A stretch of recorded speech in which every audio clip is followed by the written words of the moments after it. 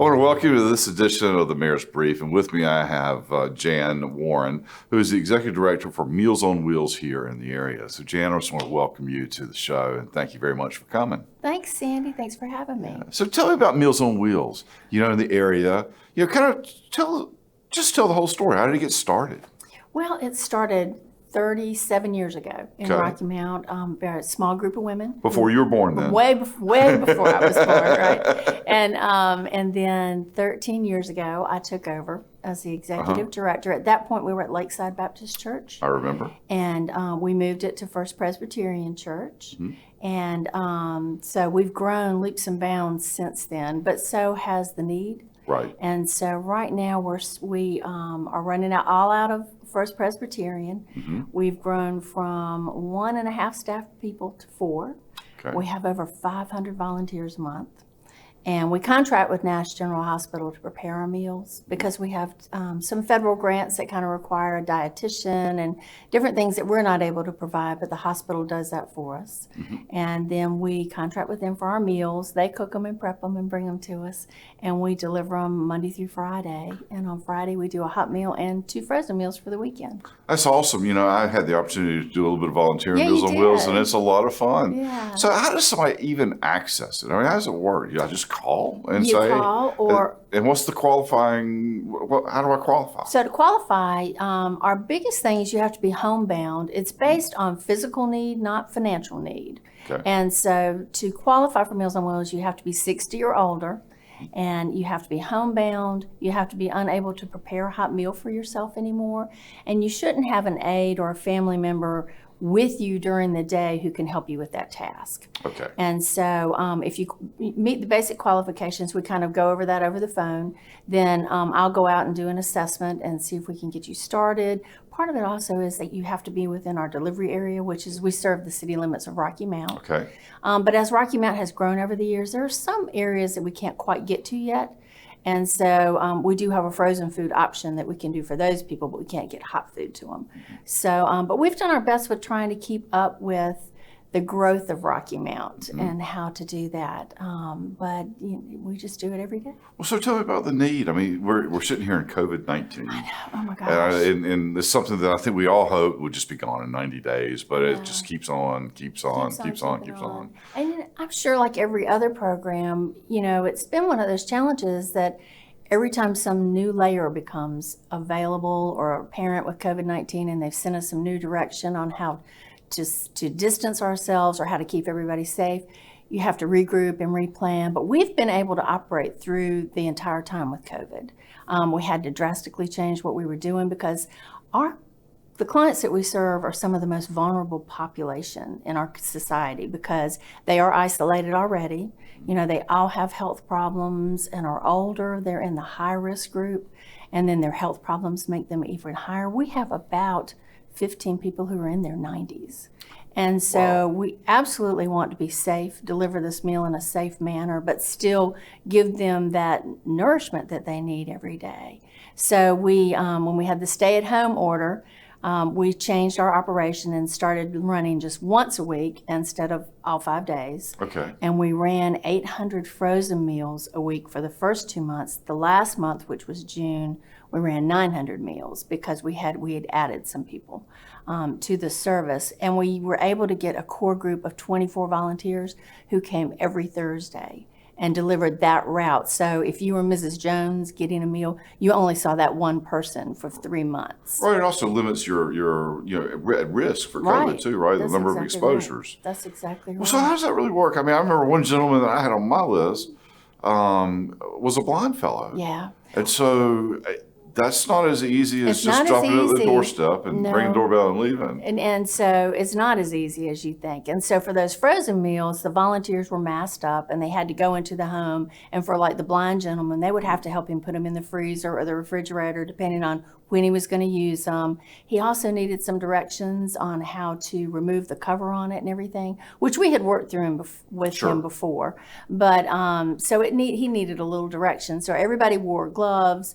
until we found out it was better to use hand sanitizer. Then we switched to hand sanitizer. And so we kept altering our plan, but everybody did what the CDD was recommending for us to do when we went out, and we just tried to accommodate each client. So how do you raise, who pays for this? Well, we have several, United Way, Okay. Tar River Region United Way. We're one of their programs. They give us a lot of financial support and just support in general. We were running out of masks. And United Way was able, through FEMA and another nonprofit, a national nonprofit, they were able to get in 125,000 masks. Wow. So we were given 12,500.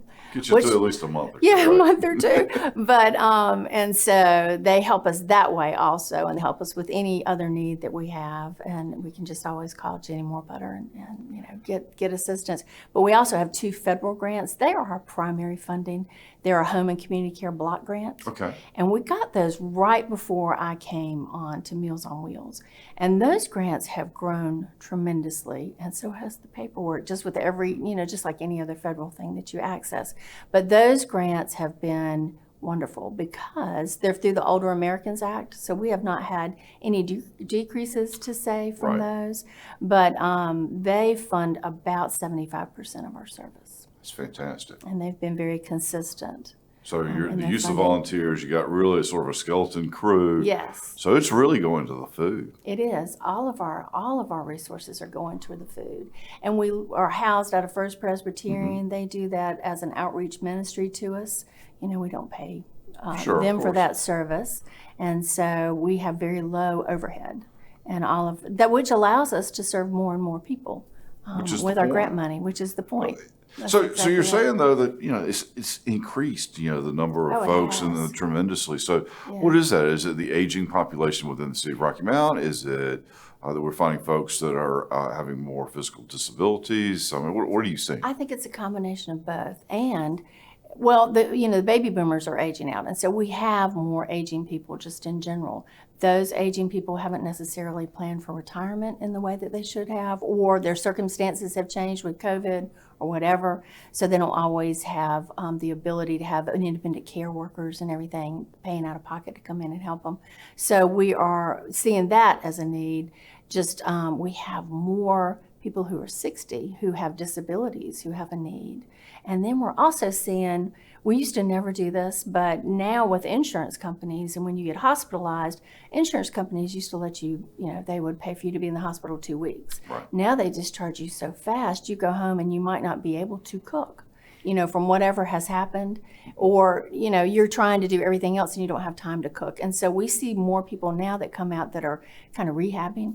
And we serve them for 2 or 3 months and then drop them off when they're so able to there's do a it again. short-term program here, we'll call it, an opportunity. And that was we never envisioned that before, but we've been able to transition into that. But it makes so also. much sense. It does. Wow. Yeah. And we get referrals from healthcare providers, from social workers, from just regular doctors, and then from family members or individuals. Neighbors will call and say, Mr. Jones down the street, I know he's just not doing well. Can you give him a call? And so we get referrals from all kinds of sources now that we used to not get. Well, I mean, that's just fabulous. So is there any limit to the number of people that you can provide service to? There is. We try to keep as many people as we can on our routes. We have 14 routes. When I started, we had 7. So we've doubled our route increase, which allows us to have between 12 and 14 on a route. Okay. We try to keep a route within a certain amount of time. For delivery's sake, and because we have to meet all kinds of serve safe and sanitation requirements with that meal, because we are delivering a hot meal. So we have to keep it hot the whole time it's out on that route. So it has to be as hot for the first person as the last. And that allows us or makes us have the route a certain length. How do I, pledge my soul to help Meals on Wheels? And Every those week, That's yeah. right. Yeah, every So- week, or especially with the phone tree. I mean, that's. Yeah, I mean, the phone demand tree is for something anybody can do, really. Right. We don't do background checks on our clients. I mean, on our volunteers, excuse me. But we do an application, and we have some documentation that we require just to make sure these people are so vulnerable. We want Right. to make sure everybody who volunteers usually has a wonderful heart. And so that's the wonderful part about our program. But you can call, you can go on our website, which is MOWRMT, like Meals on Wheels Rocky There you go. Mount.org, or you can Google Meals on Wheels of Rocky Mount. It'll come up. You can get on there. There's an application or an email you can send in to volunteer, and then we'll call you back and go through the steps with you. Usually our volunteers come once a month, and our volunteers deliver all of the meals. Staff just does the background work. Right. And volunteers go out and do the meals with clients and have the interaction. That's great. So now, I know you have block grants, you have funding from the United Way, but if somebody wanted to contribute, how would they go about that? Through the United Way, or they just send you directly the check? They can do it either way. Okay. They can do it through United Way, or they can also contribute directly to us. Okay. And they can do it through our website. There is an online donation, or they can send us a check. The address is, we're at First Presbyterian Church here on Church Street. The address is listed on our website, or they can give us a call and we will get the information to them. That's awesome. It is. All right, now what am I missing?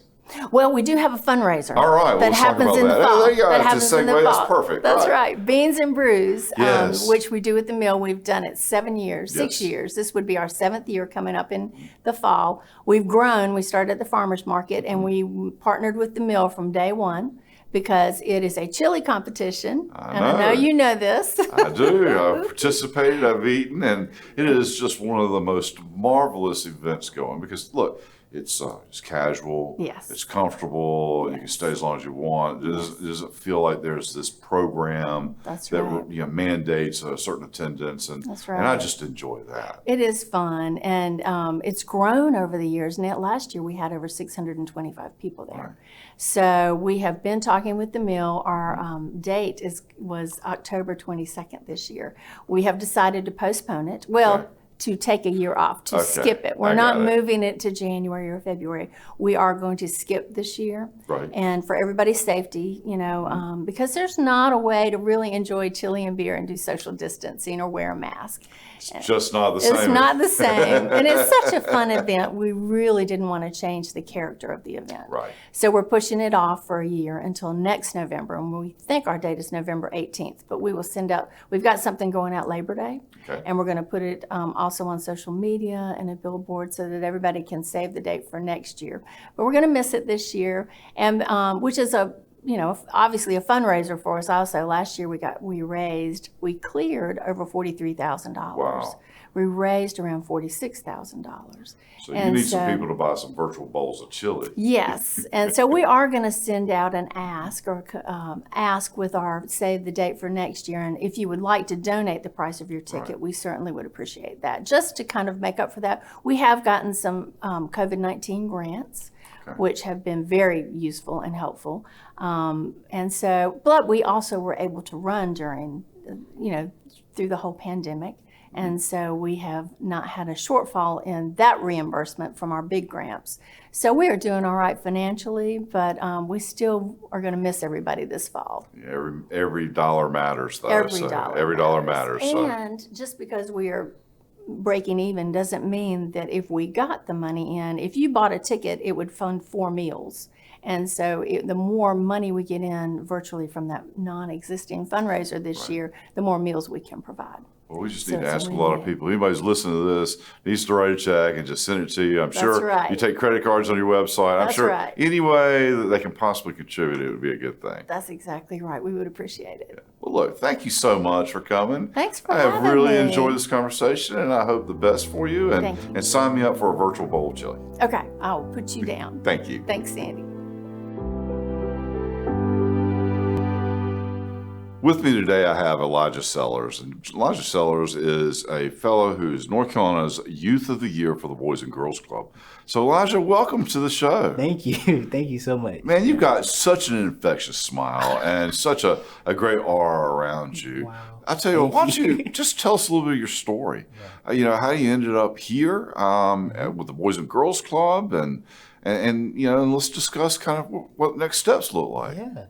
So I am Elijah Sellers. I recently got promoted to the 11th grade. I was a scholar at Tarboro High School, but now I will be attending the North Carolina School of Science and Math. Okay, we're going to come back to that because that's kind of a wow thing.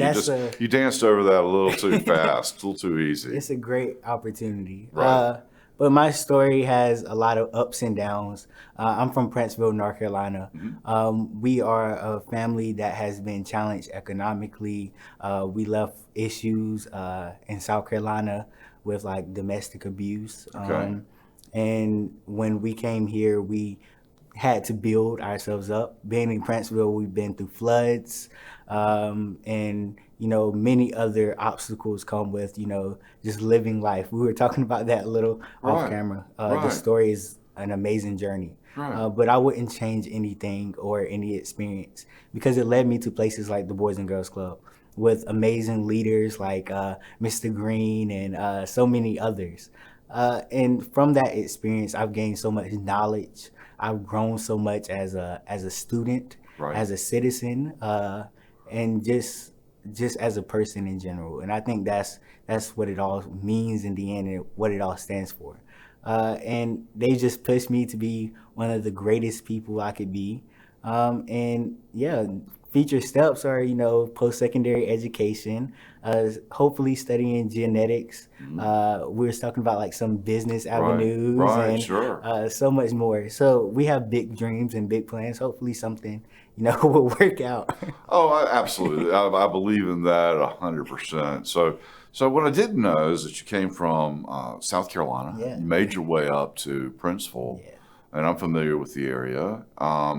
So did you have family in Princeville, or did you just like throw a dart on the map and that's where you ended up? I mean, how did you end up in Princeville? Yeah. So my grandmother went through an experience of with my grandfather that was very abusive. Okay. And the relationship eventually, my grandma had to leave the situation. My grandma had 7 kids. So the oldest was married, and the oldest, my aunt, her in-laws were in Princeville, North Carolina. So it was an easy place to travel. My mom had me.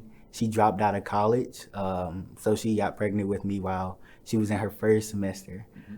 So she really didn't get an opportunity to pursue education. And from there, she had to go back home, and she lived with my grandma. And from there, we've been building ever since. I got you. Well, that's a great story. So, and what I know about my own story, those things that feel uncomfortable, those things that stretch us emotionally and otherwise, really become, like we were talking about earlier, I believe, building blocks for future successes. Of course. And there have been many, many failures, or what I believed to be failures in my life, that really, in looking back, were really blessings. They really were teaching. They were preparing me for something going Yeah. forward. So I have to believe that that's exactly where you find yourself. Exactly. So how did you find the Boys and Girls Club? Yeah, so I attended Princeville Elementary School, Okay. Princeville Montessori, and my mother was working.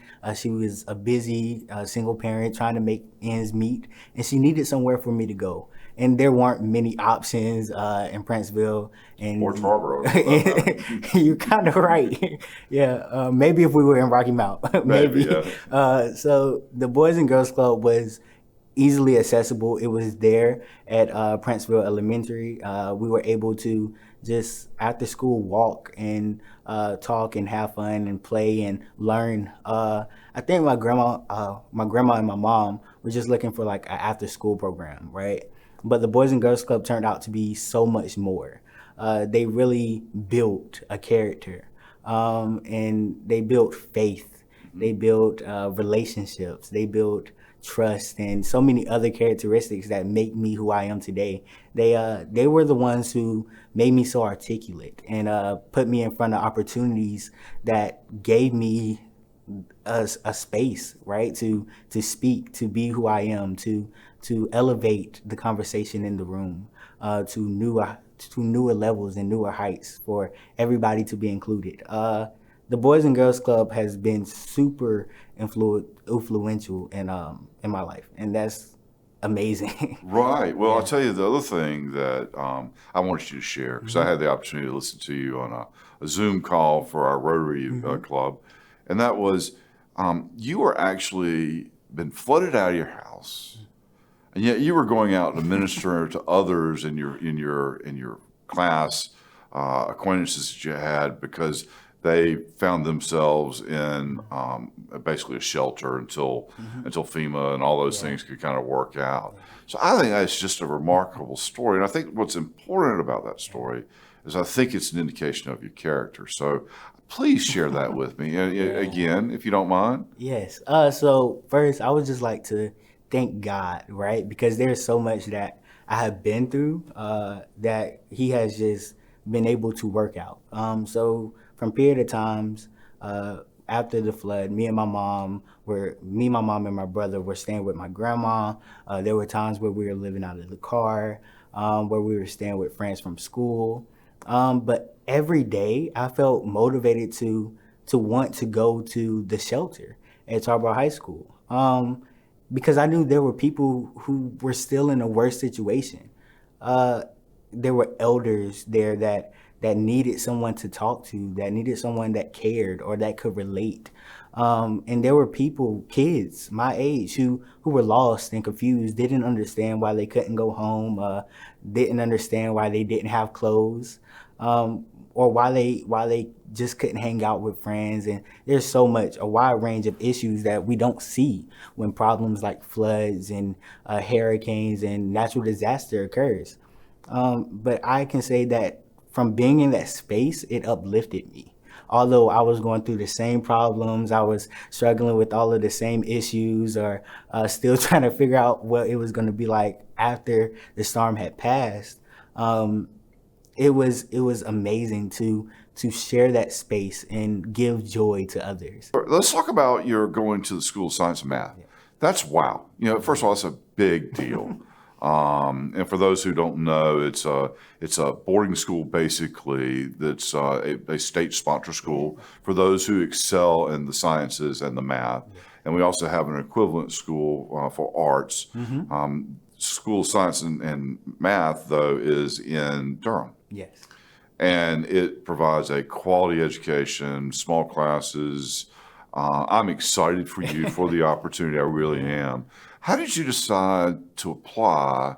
And I'm sure you had some encouragement from teachers along the way, but tell me a little bit about that decision, the journey to go down that road. Yes.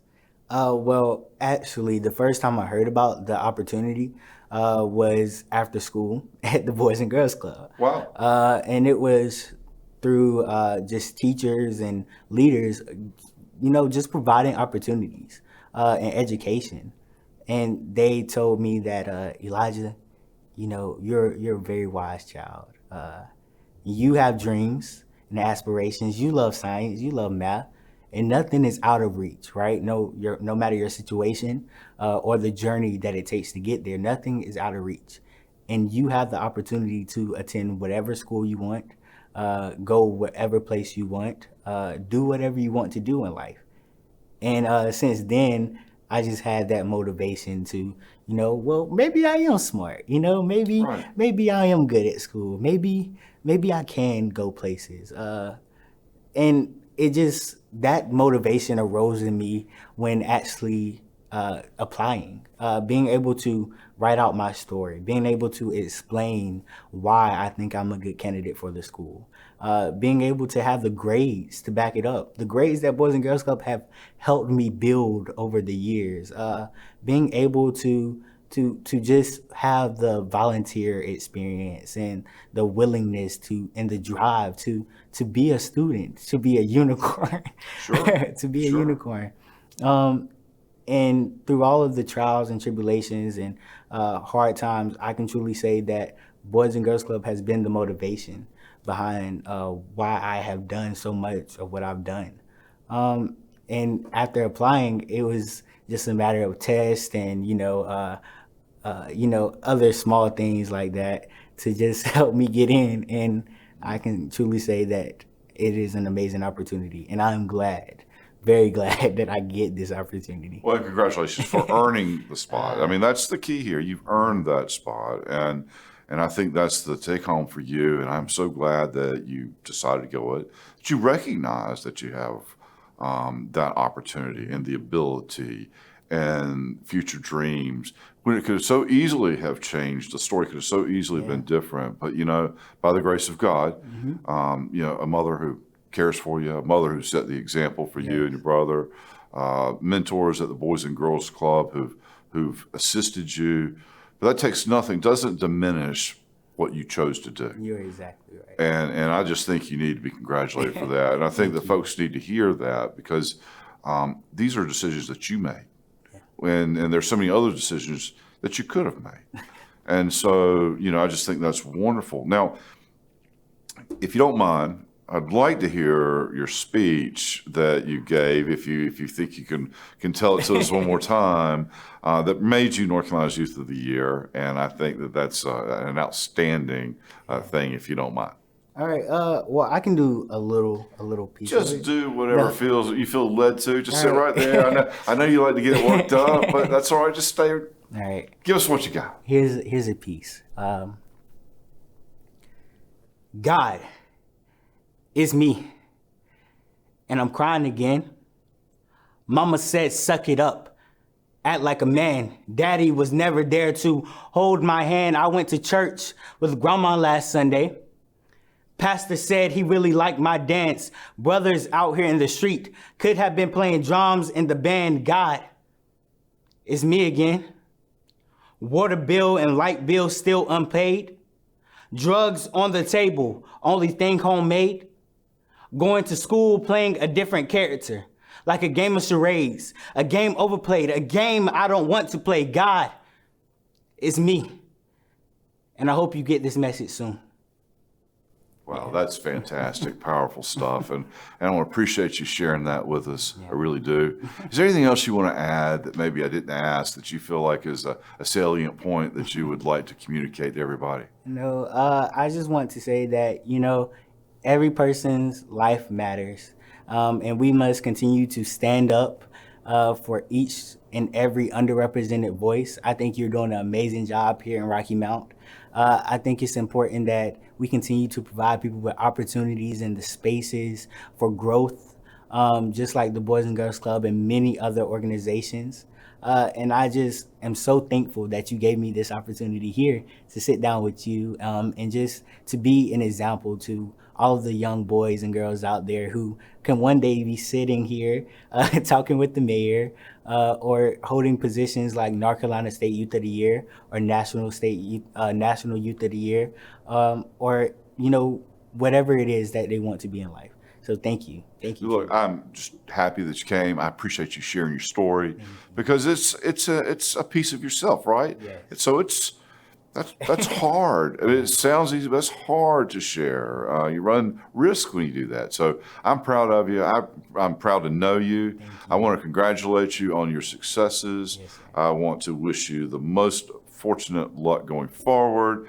And you don't even need luck as it relates to the national competition. So, we're pulling for you. Thank you, sir. And thank you very much. Thank you. This is amazing. Thank you.